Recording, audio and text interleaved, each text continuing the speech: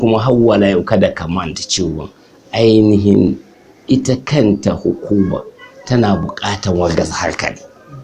Da za ka bi waɗannan mutane sawa'un yan zuhudu ne, sawa'un yan tawayya ne, sawa'un yanzu ma abubuwan da yake faruwa ne, za ka samu akwai hannun jami'an tsaro.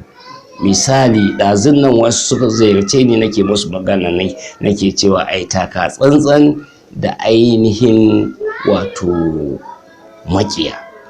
Su fa makiya sun riga sun ce ba fa za su taɓa yadda malam ya dili da miliyoyin mutane shida ba, don zai zama haɗari ne a gwamnati.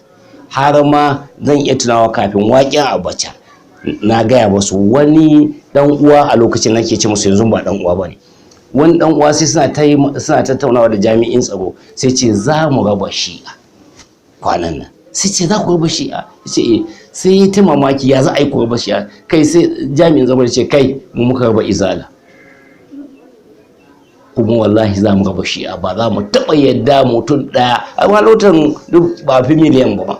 Dubai ne ma ba mu kai miliyan ba lotan zuwa kafin waƙi Abacha. Yace ba za mu taɓa yadda mutum ya shishida ya dilin da ainihin mutane kusa Dubai ba za mu taɓa yadda da wannan ba. To sai ga tawayya ya faru a gane ku. To a halin yanzu ma ɗin ina so in tabbatar muku yana daga ainihin alamin ba za su taɓa sakin malam ba.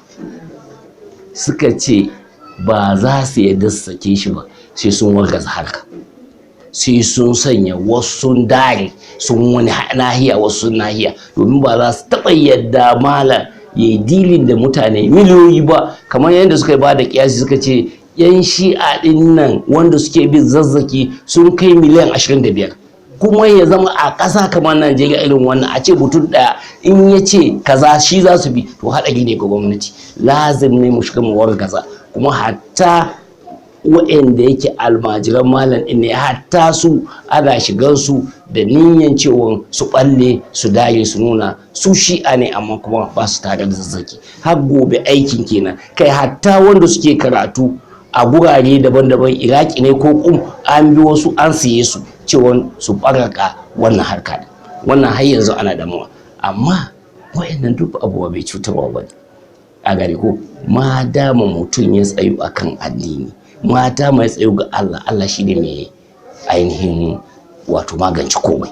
Kuma Allah shine zai mana jagora da kuma shi muka dogara. In kuma sha Allahu duk waɗannan abubuwa zai kuranye kuma za a ji kunya. Amma 'yan matsaloli na cikin gida kaza da kaza wani abu ne wanda sabawa da ita ke, ba ka kau da matsala.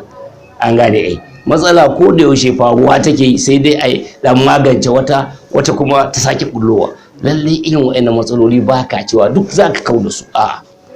In ka ma kau da wani yau, gobe za ka ji wata bullo. In ma ka kau da wani, abinda ba masu shine tafriki, rarraba shine ba masu. Amma ita matsala abu ne wanda ya kamata mu saba da ita, kuma in ta taso mu riƙa magance ta. Wannan shine.